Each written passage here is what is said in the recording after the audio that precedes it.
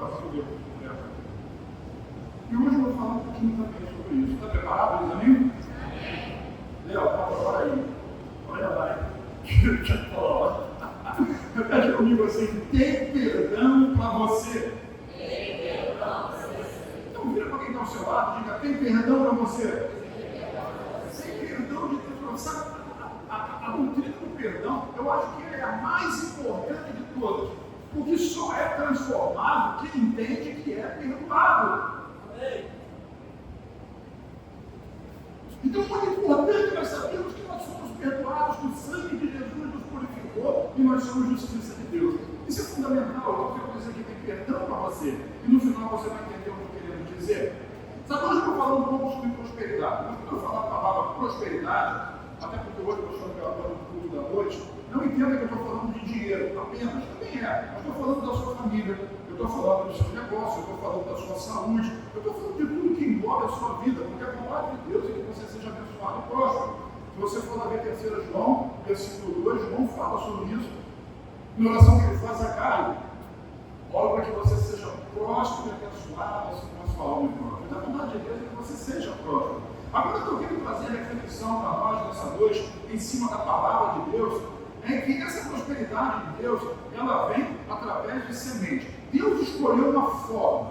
Desde Gênesis, no capítulo 1, versículos 11 e 12, ele falou sobre sementes, sobre plantas, sementes, frutos, sementes e frutos. E como o mundo ele é refeito e reconstruído em Noé, lá no livro de Gênesis também, no capítulo 1, ele fala a mesma coisa, que enquanto a terra existir, vai ter sol e vai ter dia, vai ter noite, vai ter verão e vai ter inverno, vai ter semeadura e vai ter colheita. Então isso é um princípio de Deus. E todos nós queremos ser abençoados. O pastor Conato está ministrando a oferta na quinta-feira no culto de Santa Bárbara. Aliás, Santa Bárbara também tem um caramelo lá que insiste em entrar. Todo mundo tá? Todo culto ele está entrando na igreja lá e quer se converter, glória a Deus. Não vai ter sala para pet. Esquece isso. Pet não pode ir para o encontro. Esquece isso. Antes que alguém tenha essa ideia, não. Ok? Todo mundo entendeu? Aleluia. É difícil levar criança, mas vai ter que levar o. Eu não sei nem mais o nome de raça de cachorro. Esse monte que tem por aí. Então não. Não pode. Então vamos voltar aqui. Sabe, a bênção do Senhor ele vem através da semeadura e da colheita. E todo mundo mais a saber disso. E a semente, a principal semente que Deus estabeleceu é a palavra. Diga a palavra. Você sabe, eu sou formado em biologia, e assim, embora eu não goste das aulas de botânica, essa parte toda de vegetal, não é minha área específica, minha área laboratória, análise clínica, eu aprendi algumas coisas nessas aulas, e assim, o poder que existe numa semente,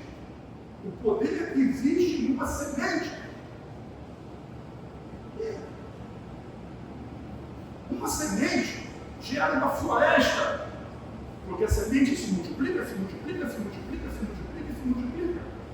Nós entendemos que a palavra de Deus é uma forma de semente.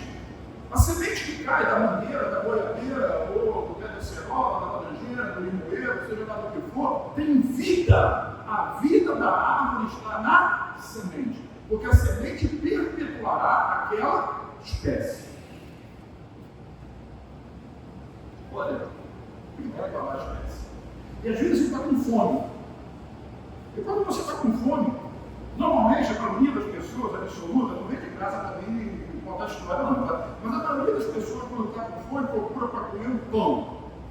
Ninguém vai procurar alface, nem brócolis, nem vai fazer um bife, vai procurar pão. Eu vou fritar um ovo, vai colocar dentro do pão. Eu vou pegar um bife, vai colocar dentro do pão. A nossa cadeia alimentar, a primeira coisa, tudo não tem dinheiro porque você comer, porque todo mundo na cadeia alimentar, primeiro alimento que procura quando está com fome é um pão. E se você quer um pão, se você quer um biscoito, aquele biscoito recheado, gordo, ou se você quer um macarrão, uma pizza, todas essas coisas têm uma coisa em comum, elas são feitas à base do trigo. Mas quando você pega para dentro, você diz, Deus, eu estou com fome, eu preciso de um pedaço de pão. Deus vai dizer para você assim, está aqui um grão de trigo. Plante ele. E no tempo próprio, você vai ter o pão, o biscoito, a pizza, o macarrão e tudo mais. que veio do trigo sobre a sua vida. Se você quer ser abençoado, aprenda a usar as sementes que Deus está dando para você. Amém? Glória a Deus. A palavra é viva, diz o autor de Hebreus, viva e eficaz, viva e eficiente. Assim como a semente, quando cai no solo, ela morrendo, ela produz fruto, assim também a palavra de Deus, diz o profeta Isaías, que como chuva que cai do céu para regar a terra, ela não volta para o céu vazia, mas ela cumpre o seu propósito. E a pessoa que você mais ouve nessa terra é você mesmo. A opinião que você mais valoriza é a sua. Por isso que às vezes no culto, muitas vezes no culto, a gente repete isso, repete aquilo. Não, fala comigo. Por quê? Porque a sua boca fala o que tem no coração, mas também que o seu coração ele é cheio daquilo que você fala. E você não confessa a palavra de Deus durante a semana, ou seja, o coração é terra e a palavra é semente. Então aquilo que você declara a respeito de você mesmo, da situação que você está vivendo, do problema, da circunstância, isso é resultado daquilo que você está falando. Por isso a Bíblia diz, a morte e a vida estão no poder da língua. Quem sabe usá-la bem, come do seu fruto. Então é importante demais nós entendermos isso. E a minha oração sobre a vida da igreja, sobre cada um de nós, é Senhor, nos dá revelação. Porque assim a gente entende cognitivamente, mas não precisamos de revelação do céu para compreender a importância da semente na nossa vida. Todos nós gostamos de comer o fruto da prosperidade. Nós precisamos entender, para chegar no fruto, é preciso passar pelo processo da semente. Glória a Deus, diz amém. Deus é bom, irmão, Ele quer que você seja feliz, quer que você seja próspero. Eclesiastes capítulo 5, olha só o versículo 19, ele diz assim, me acompanha comigo aqui, essa leitura na NVT. Também é bom receber de Deus riqueza e boa saúde para aproveitá-la. Então, riqueza e boa saúde são bênçãos de Deus, você deve aproveitar dela. Alegrar-se com o seu trabalho e aceitar a parte que lhe cabe na vida são, sem dúvida, presentes de Deus para você. Não há absolutamente nada de errado em querer as bênçãos de Deus, que na maioria das vezes elas se resumem a boa saúde, a família feliz, abençoada e recursos para você poder viver com tranquilidade. Isso é prosperidade em linhas gerais. A questão é que nós queremos, irmãos, o fruto, diga o fruto, nós queremos desfrutar da bênção, desfrutar do fruto como um resultado final. E não conseguimos perceber que o mais importante está na vida da árvore. Porque sem árvore não tem o fruto. E se não tiver o fruto, novas árvores não vão surgir dentro daquela espécie, conforme Deus ordenou. Então nós queremos o fruto, nós precisamos entender que para termos esse fruto, para comer o pão, você precisa do trigo. Eu sei que você não planta o trigo, mas alguém planta. E você precisa entender que esse é o processo espiritual no qual Deus estabeleceu para que nós vivêssemos nele. Então, por exemplo, você deseja que a sua família seja unida, próspera, esse é o fruto. Quando você recebe a bênção, a prosperidade da sua família unida, dedicada, aí você vai ter a oportunidade de desfrutar de tudo isso. Glória a Deus. Só que na maioria das vezes a pessoa que passa por essa situação, ela abandona a árvore que produziu aquele fruto. Eu vou falar um pouquinho agora da videira. A videira é a árvore que produz a uva. E João capítulo 15, versículos de 1 a 5 diz assim, Jesus diz assim, eu sou a videira e o meu pai é o... Jesus é a videira verdadeira. E ele diz assim, todo ramo que estando em mim não dá fruto, ele corta, o pai corta. E todo aquele que dá fruto, ele poda, para que dê mais fruto ainda. Então preste atenção nisso. Nesses dois versículos, Jesus está dizendo que ele é a videira, e se você quer ter um ambiente de vida, de prosperidade na sua família, nos seus negócios, na sua saúde e tudo mais, antes de você preocupar-se com o resultado, que é o resultado do exame, que é o seu estado bancário, ou que é os credores, ou que seja o bom relacionamento na sua casa, é importante demais você entender que você precisa se envolver com uma árvore. No caso, a árvore é a videira. E a videira, ela corresponde à própria vida de Jesus. E diz assim, o pai é o agricultor. E toda vara, todo ramo, a videira é uma trepadeira, não tem tronco, mas todo ramo que está nele, ali no versículo 2, ele corta. Mas essa não é a melhor palavra, a tradução, não fica preocupado com isso.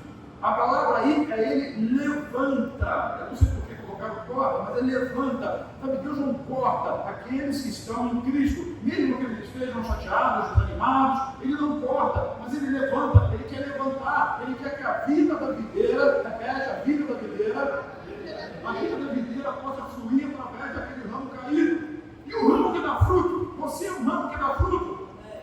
Então, isso ele poda. Ele poda, para quê? Para que dê mais fruto ainda. Deus é um Deus que trabalha com semente e com fruto. Glória a Deus, isso é maravilhoso. E ele diz assim, essa poda, sabe como é que funciona a poda? Lá, o agricultor, ele tem uma tesourinha, tipo um alicatezinho, que ele vai, folha por folha, podando, por tudo, não agora. Né? Mas ele vai podando, tirando aquelas folhas amarelas, tirando a força da videira, para que aquele fruto, para que aquele cacho de uva ele possa crescer, prosperar, ser doce, ser saudável, ser abençoado e ser gostoso. Deus quer que você tenha uma vida gostosa. Você viu o nosso amigo aí? Esqueci. Vida gostosa. Agora você pode tudo isso, sabe? Você precisa estar ligado na videira. E como é que o Pai faz essa poda? Versículo 3 diz assim: vocês já estão livres. Ou seja, vire para quem está ao seu lado e diga: você já foi podado. Nessa noite você está sendo podado, mais uma vez, está sendo limpo. E aqueles que estão caídos, Deus está levantando você. Deus quer podar a sua vida, Deus quer levantar você. Dá glória a Deus aí. E como é que isso funciona? Ele diz assim: vocês estão limpos pela palavra que eu tenho falado. A pregação da palavra é a forma que Deus usa para limpar o emprego de um filho. É a forma que Deus usa para podar a videira, para que todos os ramos da videira estejam perfeitamente unidos à videira e todos eles possam dar frutos abundantes. Jesus diz assim, no versículo 4: permaneçam em mim e eu permanecerei em vós. Sabe? Permaneça, diga comigo: permaneçam em mim e eu permanecerei em vocês. Por quê? Porque nenhum ramo, nem você, eu ia dizer o nome dele, mas nem você vai conseguir dar fruto se não tiver na videira. Não adianta, não vai conseguir. Daqui a pouco eu vou contar a história de Davi para vocês. Davi nunca teve um homem igual a ele nessa terra, mas nem ele, fora do Cristo, fora do propósito, conseguiu dar fruto. Jesus diz assim: permaneçam em mim e eu permanecerei em vocês. Nenhum ramo pode dar fruto em si mesmo se não permanecer na videira. Vocês também não podem dar fruto se não permanecerem em mim. Você quer desfrutar da vida? Permaneça em Cristo. Você quer desfrutar da família? Permaneça em Cristo. Você quer desfrutar de bons dias nessa terra? Permaneça em Cristo. Ele é a resposta. Aliás, ele mesmo disse: eu sou o caminho. Não é uma lista de regras que você tem que cumprir, é um relacionamento que você pode ter. Um dos nomes mais maravilhosos de Jesus no Antigo Testamento é Emanuel, que significa Deus conosco. Deus conosco. É o Deus que se fez carne e habitou entre nós, e vimos a sua glória, uma glória do unigênito do Pai. Aleluia. Sabe, ninguém resolveu fazer isso. E nós agora temos a possibilidade de estar nele. Nós temos a possibilidade de permanecer nele. O versículo 5 ele diz: eu sou a videira, vocês são os ramos. Sabe, não tem nenhum processo seletivo, não tem nenhuma entrega de currículo para alguém ser videira. Só tem para ser ramo. Ou você é ramo, ou você não é nada. Porque a videira é Cristo. Então não existe jeito, você precisa ser um ramo que está ligado à videira. Se você quer frutificar, se você quer dar fruto, se você quer desfrutar, fique ligado nela. E ele diz assim: se alguém permanecer em mim e eu nele, esse dá muito fruto. Deus quer que você frutifique, que você prospere, que a sua família, que o seu negócio, que a sua saúde, que a sua alegria, que a sua contemplação de vida seja tremenda e abundante. E no final diz uma frase que você vai ler comigo ali. Vamos lá? Pois sem mim. Gente, para cultura amanhã. Fica feio. Eu sei que você não gosta de repetir, mas esse repetir é porque o seu coração precisa gravar a palavra. Então você vai me ajudar também lá na gravação do vídeo. Vamos juntos? Pois sem mim, vocês não podem.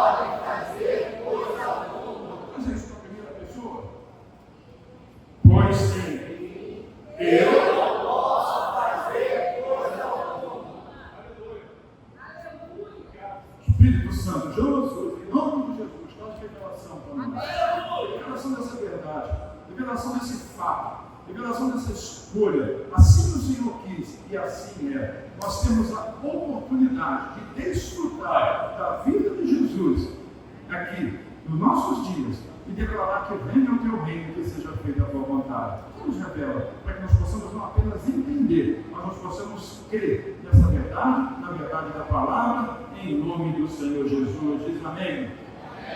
Então o problema não está em desfrutar, mas o problema é em como nós queremos alcançar esse desfrute. E a única maneira é debaixo do favor de Deus. E eu vou lhe dizer algo: quem crê errado, vamos repetir isso, quem crê errado, vive errado. E quem crê certo, vive certo. Sabe, a nossa memória intuitiva, ela sempre pensa na questão do merecimento. E é necessário que haja um processo de arrependimento na nossa vida, para que a nossa mente possa ser renovada, como diz Romanos capítulo 12, e nós possamos experimentar a boa, perfeita e agradável vontade de Deus. Eu explico isso que acho que ensina moeda. Troquei o carro do bolso. Alguém tem uma moeda de R$1? Não pode ser moeda, moeda. Se não tiver, não tem problema. Tem uma moeda aqui na minha mão, diz amém? Sabe, nós vivemos da vida de pegar graça. Quem está na minha aulas de quarta-feira sabe que nós achamos mais na dispensação da lei. Ou, um outro nome para isso é na aliança da lei. Nós estamos debaixo da aliança da graça. Mas os respingos da lei ainda chegam em nós. Por quê? Porque nós somos educados. O mundo fala assim, as pessoas acreditam desse jeito, e nós precisamos ver de uma maneira diferente. Glória a Deus. Eu vou levar aqui e levar para casa. Está aqui a moeda. A lei é essa moeda, a lei tem valor. Eu não quero dizer que ela vale R$1, não. Mas assim como essa moeda, a lei tem valor.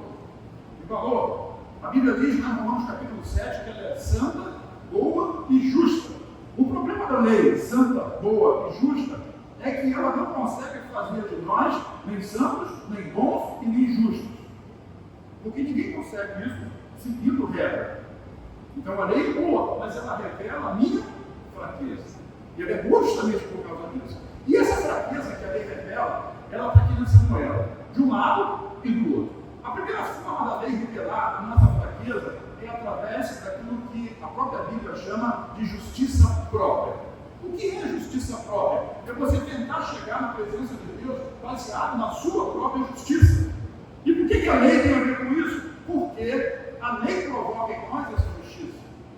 Os fariseus na época de Jesus, eles cumpriam os 5 ou 6 mandamentos que eles achavam mais bonitos e achavam que eram mais santos que todo mundo. Então eles estavam cheios de justiça própria e não viram milagre nenhum de Deus na vida deles. Justiça própria.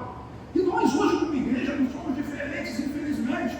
Nós escolhemos 2 ou 3 ou 5 mandamentos para seguir, não adulterará. Esse é o primeiro mandamento que escandaliza a igreja quando alguém cai em adultério cruz credos. Mas existia outro. Não pode fumar, não pode beber, não pode cheirar, não pode se prostituir. Esses mandamentos que são morais, a igreja vela muito por isso. Não pode mentir. A minha mulher foi trabalhar e falou assim: pastor, não dá falso testemunho. Eu falei: esquece aí não. Essa igreja nunca quer saber dele. Porque a fofocada fica olhando para os outros, reparando e prestando atenção na vida dos outros, é o que mais tem. Então essa igreja não quer cumprir. Esse é cristiano. Quando a gente escolhe os mandamentos, eu não adultero, eu não vou, eu não fumo, eu não bebo, eu não cheiro. Então, logo eu sou justo. Esse é o pensamento. E a pessoa se esforça para cumprir aquele pacote. E quando erra em algum lugar, ele vai se arrepender diante de Deus. E é lá, ao lado da moeda da justiça própria. Ok? Sabe o que Deus pensa na justiça própria? Deus detesta a justiça própria. E eu vou te explicar por quê. Porque a justiça própria, ela anula uma outra justiça, que a gente chama de justiça da fé. A justiça da fé vem pela obra de Cristo. E quando você julga-se justo, mas justo de Cristo, você está dizendo que todo o sacrifício de Jesus na cruz não teve valor nenhum. Deus não gosta disso. Esse tipo de pessoa não é abençoado. Por quê? Porque ele está dependendo da sua própria força. Você está entendendo? Além de colocar isso na pessoa, vamos fazer daqui a pouquinho o exemplo de Davi. Então a gente escolhe. Aí o crente diz assim: pô, eu não fumo, eu não bebo, eu não adultero, pelo menos não adultero fisicamente, na cabeça, quem sabe? Né? Quem cumpre a lei? Ninguém cumpre a lei. Então dependemos da graça, do favor. Mas o favor ele é imerecido. Mas o crente insiste. Não, mas eu sou um líder de célula, eu sou um pastor, eu sou um obreiro, eu entrego dízimo, eu frequento a célula, eu faço parte do ministério, seja no louvor, na limpeza, na dança, no infantil, no kids, seja em qualquer lugar. Então eu sou bom, eu estou me esforçando para ser cada dia melhor. Justiça própria, que vem da lei. Não é o seu esforço. Só existe uma forma de chegar a Deus, que Jesus disse assim: eu sou o caminho. Ou é pela obra dele, ou você não chega lá. Então nós precisamos estar em Cristo. Cristo vive em mim, diz Paulo lá em Gálatas, capítulo 2, versículo 20. Não vivo mais eu, mas Cristo vive em mim. Já fui crucificado com ele. Se morrer com ele ressuscitei. Assim como Jesus é, diz João, a primeira carta de João, capítulo 4, assim como ele é, eu sou nessa terra. Então nós temos a vida de Cristo em nós, glória a Deus. Então o indivíduo ele é assim, ele acha que tem justiça. E ainda fica justiça. Eu estou lendo um texto antes de começar o culto, né, filho? Olha esse 2 Coríntios, capítulo 5, versículo 16. Que Paulo diz assim: a ninguém olha na igreja como na carne, mas a todos olhem pelo Espírito.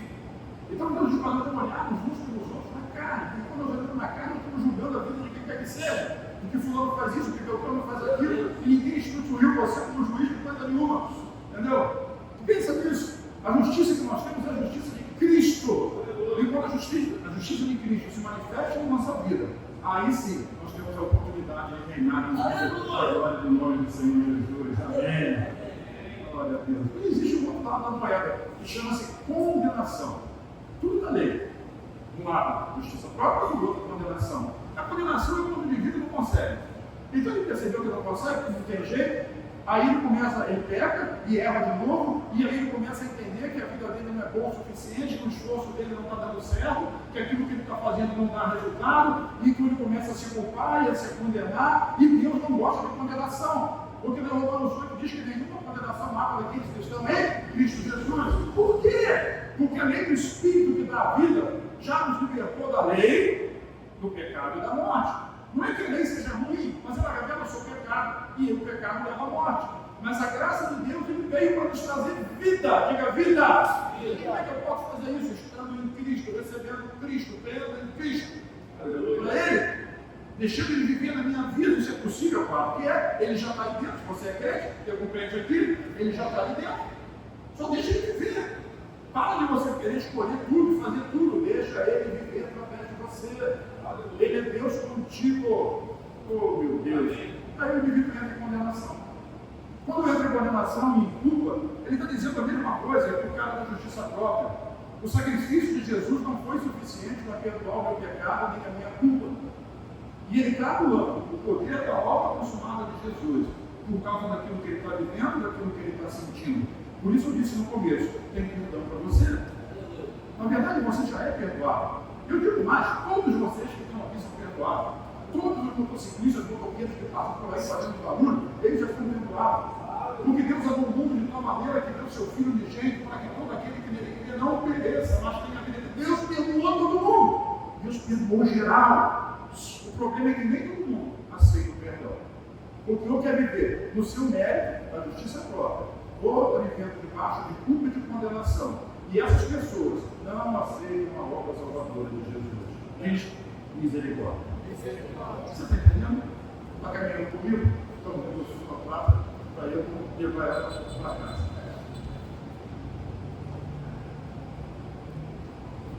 Antigamente eu dava 10 coisinhas por real. Pastor, que não na padaria. Aí depois eu lembro de 3 por R$1. Lá perto de cá, R$1 não compra um pão lá. Quanto é o pão? R$1 de pão? 2 pãezinhos? Olha assim para a mão comigo. Pai, eu quero orar pelo meu irmão agora. Eu quero pedir ao Senhor. Eu sei que ele tem desejos e sonhos no seu coração. Sonhos de bênção, de prosperidade, de família, de saúde. Eu peço ao Senhor que coloque uma semente na mão do meu irmão. Uma semente que multiplique, que prospere, que frutifique. Uma semente de prosperidade. Uma semente de prosperidade que envolve toda a sua vida. E que essa semente que ele está recebendo agora possa ser plantada no bom terreno do seu coração. Coloca a mão sobre o seu coração e diga: eu planto essa palavra no meu coração. E velo para que ela cresça, frutifique e produza a 30, a 60 e a 100 por cada semente. Em nome de Jesus. Então, quando você estiver passando por uma luta, por um problema, lembra da semente e deixa o resultado. Declare a promessa sobre a sua vida. A promessa é a palavra. Quem está comigo diz um amém bem bonito. Sabe, eu vou contar a história para você que vai ilustrar bem isso. Que história de Davi. Eu digo para você que fora de Jesus, irmão, fora de Jesus não tem abundância, não tem bênção, não tem colheita, não tem felicidade. Davi, ele ficou em determinado momento da vida dele entre a justiça própria e a condenação. Sabe, Davi vai fazer uma coisa certa. Vou contar a história para você, você vai se lembrar dela. Davi vai fazer uma coisa certa. Sabe, Saul, ele já tinha reinado por mais de 20 anos em Israel. Mais de 20 anos. E você sabe com essa história que quando os filhos de Eli, ainda quando Samuel era juiz, quando Eli era juiz, antes de Samuel assumir, eles levavam a arca da aliança, que representa a presença de Jesus, a presença de Deus no meio do povo para a guerra, perderam a guerra para os filisteus, os 2 filhos do sacerdote Eli morreram naquela guerra e a arca foi capturada pelos filisteus. Ou seja, a presença de Deus, que era simbolizada na aliança da lei, naquela arca, estava na mão do inimigo. E quando eles pegaram aquela arca e colocaram no templo do Deus dele, o Deus dele quebrou e caiu e quebrou cabeça, e todas as pessoas naquela cidade ficaram com hemorroida. Jesus fica brincando com quem não deve. Então os filisteus fizeram o quê? O que nós vamos fazer? É essa arca do povo de Israel. Aí pegaram a arca, colocaram em cima de uma carroça, com 2 bois, 2 vacas, e deixaram a carroça seguir o caminho dela. E essa carroça foi até uma pequena cidade de Israel, onde morava um cidadão chamado Abinadab. E Abinadab pegou a arca e guardou ela com todo cuidado, porque ele sabia o que significava na casa dele. Ele morreu, Samuel morreu, Saul reinou, todo esse tempo passou e ninguém se preocupou com a presença de Deus para trazer a arca de volta. Até que Davi assumiu o trono. E mais depois de algum tempo de reinado, ele resolve trazer a arca de volta para Jerusalém. Ele estava fazendo a coisa certa. Nós estamos hoje aqui porque nós queremos a presença. Mas nós temos mais do que a presença. Porque nós já temos a presença presente, mas nós queremos a manifestação dessa presença. Mas certo, ok, perfeito, nós estamos no caminho certo. Davi também queria fazer a coisa certa, mas ele acabou fazendo a coisa certa da maneira errada. Ele não conseguiu compreender, fazer uma leitura daquilo que Deus estava falando e daquilo que Deus mandou fazer. Mas ele continuava tentando fazer a coisa certa na sua própria força. O livro de 2 Samuel, no capítulo 6, nos versículos de 1 a 5, diz assim, de novo, Davi reuniu os melhores guerreiros de Israel, 30 mil ao todo. Ele e todos os que o acompanhavam partiram para Baalim, em Judá, para buscar a arca de Deus. A arca sobre a qual é invocado o nome do Senhor dos Exércitos, entronizado entre os querubins acima dela. Porque tinha 2 querubins acima da arca. E puseram a arca de Deus num carroção novo e a levaram da casa de Abinadab na colina. Uzá e Aiô, filhos de Abinadab, conduziam o carroção. Esse carroção estava a arca de Deus. E Aiô andava na frente. E Davi e todos os israelitas iam cantando e dançando perante o Senhor ao som de todo tipo de instrumento de pinho, de harpas, liras, tamborins, chocalhos e símbolos. Então eles iam felizes, louvando a Deus, tudo isso sendo feito do jeito deles. Até que aconteceu alguma coisa. Mas assim, você sabe, e eles deveriam saber também, a arca da presença sendo carregada por 2, pode isso? Não, não pode. Pode. A coisa certa é trazer a presença, querer um avivamento, mas a maneira correta precisa ser observada. Aleluia. Então, segundo Samuel capítulo 6, versículos 6 a 10, diz assim: e quando chegaram à ilha de Anatom, Uzá, esticou o braço e segurou a arca de Deus, porque os bois haviam tropeçado. A ira do Senhor se acendeu contra Uzá, com seu ato de irreverência. Por isso Deus o feriu e ele morreu ali mesmo, do lado da arca de Deus. O versículo 8 diz assim: Davi ficou contrariado, porque o Senhor em sua ira havia fulminado Uzá. Naquele dia, Davi teve medo do Senhor e se perguntou: como vou conseguir levar a arca do Senhor? Por isso, ele desistiu de levar a arca do Senhor para a cidade de Davi. Em vez disso, levou-a para a casa de Obed-Edom de Gate. Deixa eu pontuar algumas coisas para você aqui rapidamente. O versículo 8 diz assim: Davi ficou contrariado. Como é que Davi ficou? Ele ficou contrariado com quem? Ele ficou contrariado com Deus. Porque ele não achava justo. No lado da moeda, ele estava cheio de justiça própria. Porque na cabeça dele ele fez tudo certinho. Ele preparou o melhor, ele colocou louvor, tinha oração, tinha todos os instrumentos, tinha 30 mil soldados, guerreiros fortes ali para conduzir a arca, tinha os carros, o carro mais novo que podia existir, com os bois 0 quilômetro para conduzir a arca. Ele fez tudo certinho, colocou lá quem estava tomando conta da arca para poder levar o carroção com os bois, até que o momento aqui que o boi tropeçou, e o cara segurou, Uzá segurou e morreu, fulminou. Deus fulminou ele. E Davi ficou cheio de justiça própria, assim, não é justo isso. Eu fiz tudo certinho. Matou o rapaz. Por que Deus matou o rapaz? Olha como a justiça própria, ela floresce no coração das pessoas que querem fazer a coisa certa. Mas eu estou fazendo a coisa certa, eu estou com semana na célula, eu estou liderando essa célula, eu estou ministrando nela, eu estou fazendo louvor, eu estou aqui tocando instrumento, eu estou aqui fazendo a faxina na igreja, eu estou arrumando, eu estou cuidando dos filhos, eu estou fazendo, eu estou.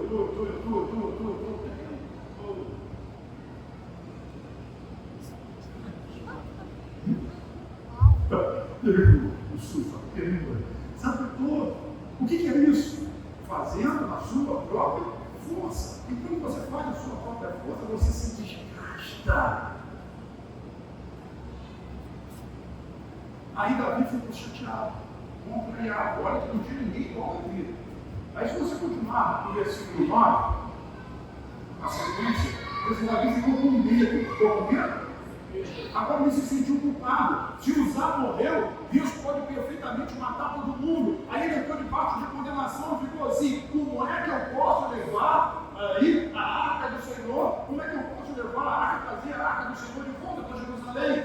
Sabe, nós estamos diante de uma moeda, olha para mim, eu estou falando com você. Davi é um exemplo para a sua vida. As coisas não estão dando certo na sua vida, muitas das vezes, vamos ter que falar mais francamente, né? Não está dando certo na sua vida, porque você fica lá na justiça própria, se justificando, achando que você é bom, que você é melhor do que o irmão, que você é melhor do que o seu pai, do que o seu primo, do que o seu tio, que você é melhor do que Jean, que você é melhor do que... Eu estou tentando, Léo, estou tentando, hein? Que você é melhor do que... Não é, porque não tem a ver com você ser melhor, tem a ver com Jesus ser melhor. A coisa certa precisa ser feita da maneira certa, você precisa estar em Cristo. Ou então, desiste. Eu fiz tudo o que eu podia, eu me esforcei, ninguém valorizou o meu trabalho, ninguém valorizou o meu esforço, eu estou aqui todo dia, é sempre confusão, é sempre difícil, é sempre complicado, eu não quero mais saber disso. Eu preciso descansar, não ter descanso de não desistir. Desistir é para fraco, covarde. O descanso é descansar no Senhor e continuar fazendo o que o Senhor mandou fazer. O que Ele vai dar descanso? A terra prometida do crente é desfrutar do descanso, da realização da prosperidade de Deus. E quando eu fujo da forma de Deus, que é da vida de Cristo, eu estou fugindo daquilo que Deus colocou para mim. Então ele ficou entre a justiça própria e a condenação. Mas pare-se. Toda pessoa cheia de justiça própria, que parece aquele filho mais velho do filho pródigo, ele leva um susto quando vê assim no versículo 10. Olha só que coisa interessante. Em vez disso, Davi levou a arca para a casa de Obed-Edom, de Gate. Você sabe qual é a cidade? Gate. Gate é uma cidade de filisteu. E tem um cidadão famoso de Gate, que chama Golias, que o próprio Jesus, que o próprio Davi já tinha matado ele com aquela pedrada de Deus com a espada. Davi levou a arca para a casa de um gentio, filisteu, que não tinha nada a ver com ele. Ele não dava dízimo, ele não fazia sacrifício, ele não ia para Jerusalém, ele não procurava por Deus, ele não estava nem aí para isso. E Davi obrigou ele a ficar com a arca lá. A arca representa a presença de Deus, a arca representa Jesus na sua vida. Davi pegou a presença de Deus e colocou na casa de um filisteu. Que coisa extraordinária! Mas Deus abençoou. Olha como é que esse texto continua. Um Davi alcançado pela graça. 2 Samuel capítulo 6, versículos 11 e 12, diz assim: a arca do Senhor ficou na casa dele por 3 meses. Quantos meses? E o Senhor o abençoou e a toda a sua família, prosperidade. E disseram ao rei Davi: o Senhor tem abençoado a família de Obed-edom e tudo que ele possui por causa da arca de Deus. Então Davi, com grande festa, foi à casa de Obed-edom e ordenou que levassem a arca de Deus para a cidade de Davi. Por quê? Porque a graça e o favor de Deus não vem sobre aqueles que acham que merecem, mas vem sobre aqueles que compreendem que não merecem. Porque o favor, ele é imerecido. A bênção de Deus vem sobre nós. Por quê? Porque a justiça de Cristo trouxe essa bênção até a nossa vida. Os religiosos não gostam de ouvir isso, porque eles querem merecer de alguma forma. Lamento te informar que a graça de Deus, ela só funciona para quem não merece. Quem não merece. Como é que eu vou fazer isso? Você só precisa estar na igreja, só precisa estar em Cristo. Quando você está em Cristo, a vida de Jesus fortalece você. E você vai simplesmente viver a vida de Jesus sem se preocupar com absolutamente nada. 3 meses. 3 meses. Você está aí tudo certinho na igreja há 10 anos, 15 anos, 20 anos, está lutando por uma bênção esse tempo todo, não acontece nada. Às vezes você precisa parar para avaliar se você não está debaixo da justiça própria ou debaixo de condenação. Se você está debaixo de condenação, você acha que Deus não vai ouvir a sua oração porque você não merece. E se você está debaixo de justiça própria, você acha que merece porque você é bom. E aí você está mudando o benefício de Jesus, as duas formas você acaba não recebendo. Deus tem algo poderoso e maravilhoso para você. Como é que é bom? Ele não era nem crente. E em 3 meses, Deus abençoou extravagantemente a casa dele, a família dele, o negócio dele. Mas a plantação de todo mundo não rendia nada, mas a plantação dele florescia, frutificava. Os filhos dele iam bem na escola. Tudo que dizia a respeito da vida dele era bom, era positivo, era abençoado. E quando Davi ficou sabendo do que alguém contou isso, ele falou assim: é possível. E aí sabe o que ele fez? Ele se arrependeu. Mudou a forma de pensar. Ele entendeu, ele foi procurar como Deus quer ser abençoado.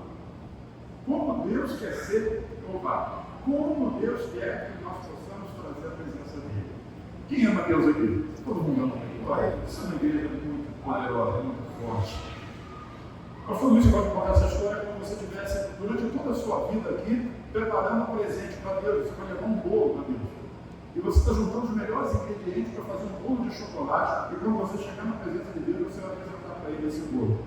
E aí você fez isso tudo quando chegou a hora, um grande dia. E você chegar na presença dele, você levou aquela forma de bolo maravilhoso, com aquela cobertura gostosa, aquela coisa linda, e levou para Deus, e Deus olhou e disse assim: puxa, muito obrigado, mas eu não gosto de chocolate. Não estou dizendo isso. Porque a gente não pode agradar a Deus do nosso jeito. Nós agradamos a Deus do jeito que Ele estabeleceu. E qual é a maneira que Ele estabeleceu? Agradar a Deus em Cristo. Eu sou a videira verdadeira e vocês são os ramos. Eu sou a videira, Jesus disse, você é o ramo. Se você estiver em mim, você dá fruto. E esse fruto, você se deleita nele, mas ele glorifica a Deus. Deus quer que você seja abençoado, irmão.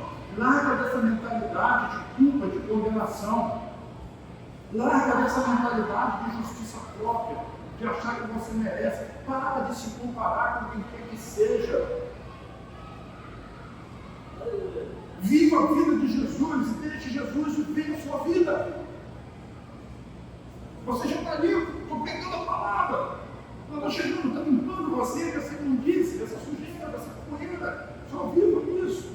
Como é que então prosperou? Às vezes o indivíduo chega lá de fora. Você está 20 anos ali, lutando. Ele chega lá de fora, nada de Deus, irmão. Nada, não sabe nada.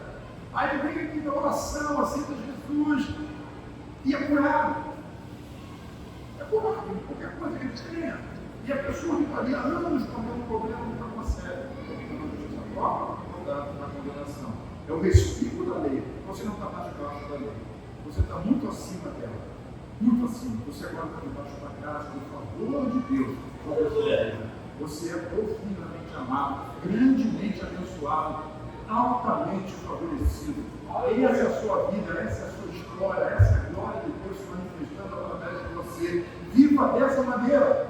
É a sua posição, não a situação. Para de olhar para a situação. Davi começou a olhar para a situação. Uzá morreu, o boi tropeçou, eu fiz o melhor e não deu certo. Eu lutei tanto, eu fiz isso, eu levei gente para o encontro, eu fui para o encontro, eu trabalhei, eu ofertei, a minha vida está difícil, nada mudou. Para de olhar para a circunstância, você não está vivendo Cristo. Porque quando Cristo vive em você, a situação da sua vida vai mudar. É impossível que não mude. Vai mudar. Acredite em mim. 3 vezes mudou a história da vida desse homem. 1 Crônicas, capítulo 15, versículos de 1 a 3, depois 13 e 14, diz assim: depois de Davi ter construído casas para si na cidade de Davi, ele preparou um lugar para a arca de Deus e armou uma tenda para ela. Então Davi disse: somente os levitas poderão carregar a arca de Deus, pois o Senhor nos escolheu para transportarem a arca do Senhor e para ficarem sempre ao seu serviço.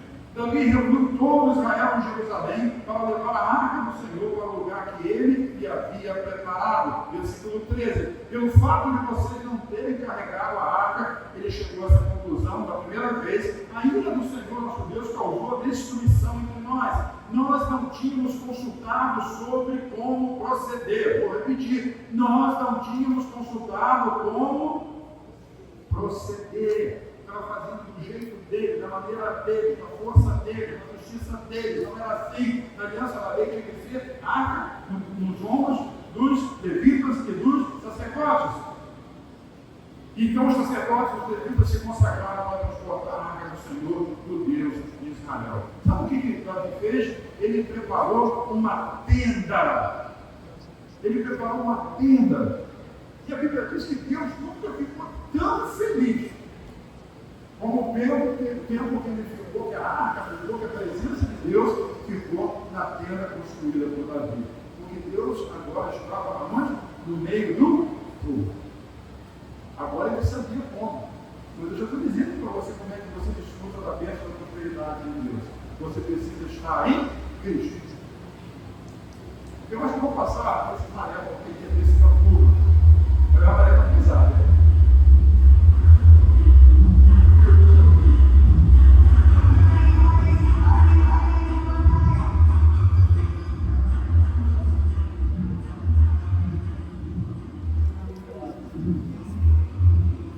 Eu me esforço para entender o que eles estão cantando, mas não consigo entender nada. Melhor, eu estava falando, trabalho. Procura nas cartas de Paulo, do Novo Testamento, todas as vezes que a expressão nele aparece, ou em Cristo. Porque todas as vezes que essa expressão aparecer na sua Bíblia, você sublinhar, saiba que ali tem uma promessa que diz respeito a você. Porque tudo aquilo que diz respeito a Cristo, diz respeito a você. Por isso ele diz: eu sou de Deus, vocês são humanos. E sem mim, vocês não podem fazer nada. Para de tentar fazer as coisas da forma que você quer.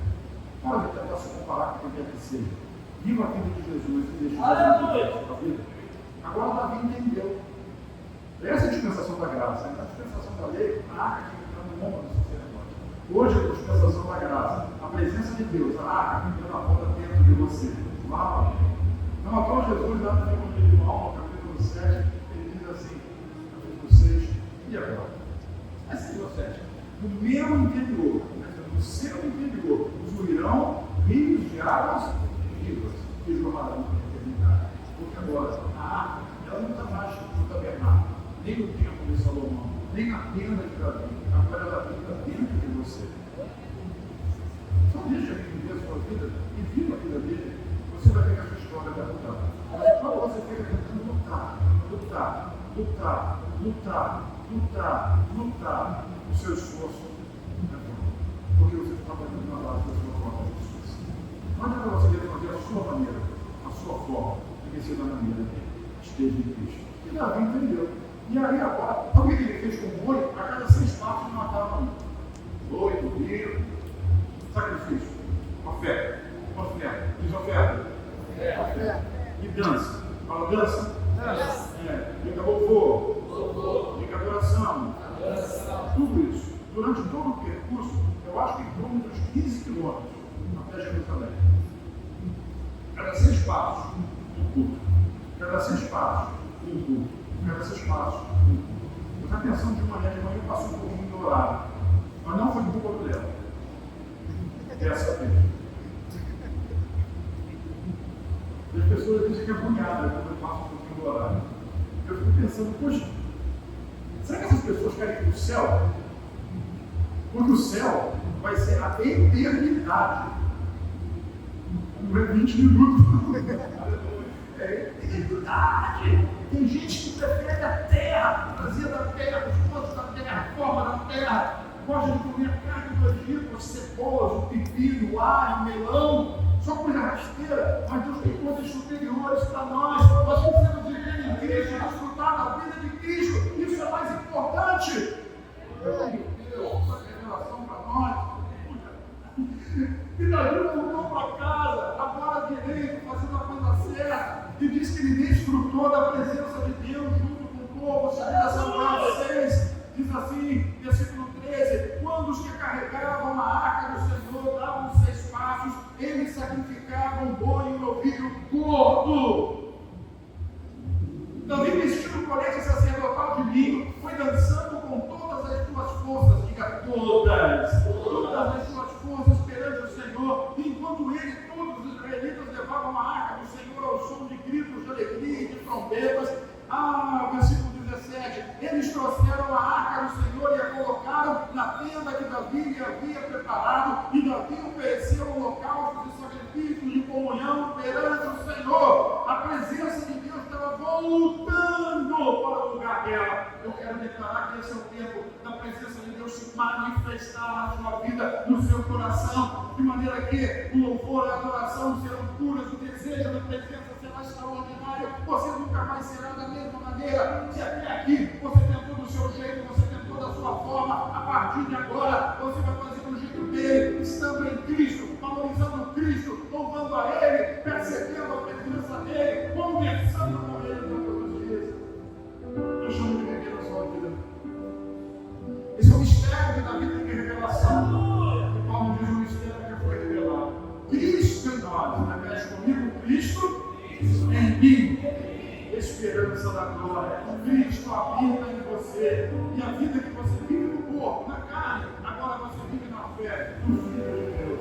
Agora você vai poder, você tem a oportunidade de desfrutar do fruto da videira. Hoje é ceia, e você vai beber do fruto da videira. Hoje é ceia, você vai comer do fruto do grão de trigo.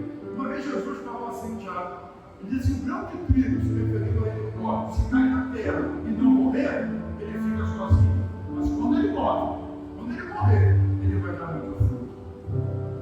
Vai dar o seu lado. Olha que essa pessoa que está perto de você.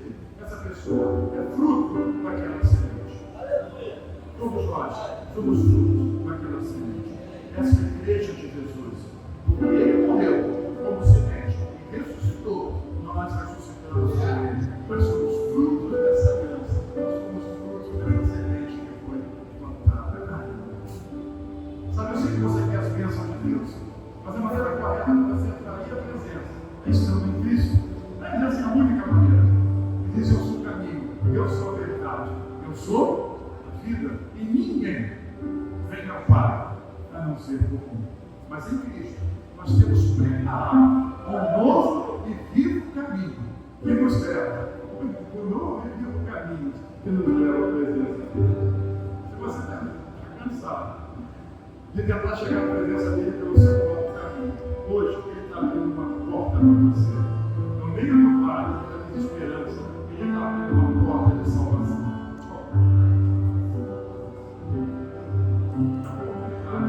Uma oportunidade para você corrigir sua rota. É uma oportunidade para você acertar o seu caminho. É uma oportunidade para você não ser mais um desistido. Você não está caminhando lá debaixo da sua justiça, nem de debaixo da condenação, mas você caminhar na justiça de Cristo que é sobre você. Sem culpa, sem condenação, debaixo do favor, debaixo da graça. 3 vezes na presença. Olha mais na casa de Obed-Edom do que anos e anos de Jerusalém, Israel, sem a presença. Se nós experimentarmos um pouquinho dessa presença, olha para mim, um pouquinho dessa presença, isso vai valer mais do que todos os anos que nós ficamos sem. Eu sou o primeiro, vocês são os novos. Toda a palavra que está em mim dá muito fruto. E se não tiver dando fruto, vai ter uma coisa que incomoda, vai ter fruto. E tem mais fruto ainda. Porque sem mim, não podemos fazer. Podemos entender no caminho errado para o caminho todo. Temos feito escolhas erradas. Podemos ser ainda agarrado, arrancado na decisão das escolhas que você fez. Mas hoje é uma oportunidade de você se lavar e da sua vida mudar, ser transformada na presença dele. Como eu faço isso? Deixando Cristo